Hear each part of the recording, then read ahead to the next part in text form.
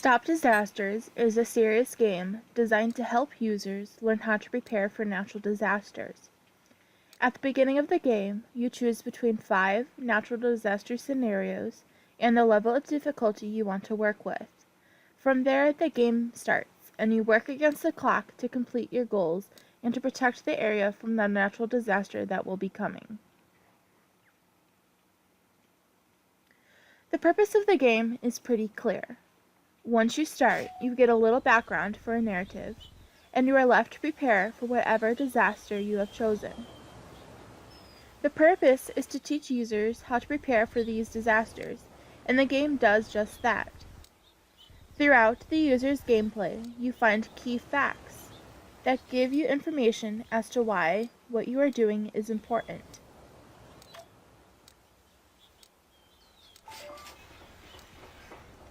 Also, before you buy any upgrades or protections, you have the option of finding out what the purpose for it is. I think this is an awesome way to stand behind the purpose.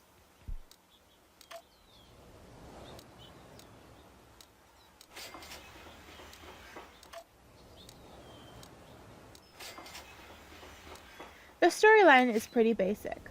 You have X amount of people, and you need X amount of people. You need X amount of schools and hospitals, and you have X amount of money. You have X amount of time to prepare for X disaster. This is the case for all of the disasters and for each difficulty level.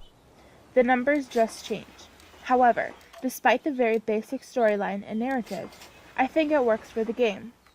At the end of the game, the natural disaster occurs. You see the damage done to the map, and a newspaper comes out telling you about the natural disaster, giving you a chance to see the damage on the map or to see the results. The simplicity helps you to understand the major theme.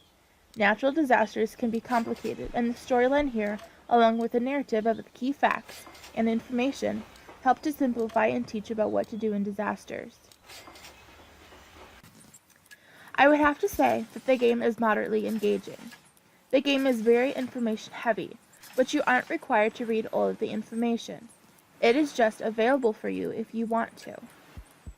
I enjoyed it because I wanted to learn about natural disasters and how we could prepare for them, and I also wanted to protect my map or my land and see that, so that was my motivation. So in a way, it does motivate you, because at the end, it's really sad to see buildings destroyed and land destroyed. But once you get the hang of it, or have played all of the disasters, users tend to lose interest because they have learned everything the game offers. One thing the game doesn't have is interactivity socially. There is no interactivity between players, and besides pointing, clicking, and reading, there isn't much else to the game. You also don't need a lot of skills to play this game. It is a simple point and click. I do think that if you want the best outcome, you need to think strategically as to where you will spend your money, because if not spent wisely, you will run out. Also, if you move too slowly, time will run out. However, for the easier levels, there is usually plenty of time. I think once you get an idea of what you need to get the winning score, you don't need to think or strategize as much, and it kind of makes you lose interest. I didn't like how small the words are, or how small the game on the screen is. It makes it a little difficult to read the words. One of the most important aspects of the game, because it provides the information for how to prepare for these disasters.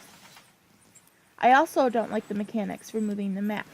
It makes it difficult because you have to go into the corner to move, and sometimes you want to click on a square to upgrade it and you can't because your map isn't far enough over to catch it. It is very easy to win this game, to get the medal at the end, because you met your goals without too much damage. However, the point isn't only to win, but to learn, and the game lets you do that. At the end, you can still see how much damage is done, and injuries, and deaths, despite my best efforts. I can't get those numbers to zeros. I think this is another aspect of the game that makes you realize just what disasters like these can do. However, overall, I would say this is a decent, serious game.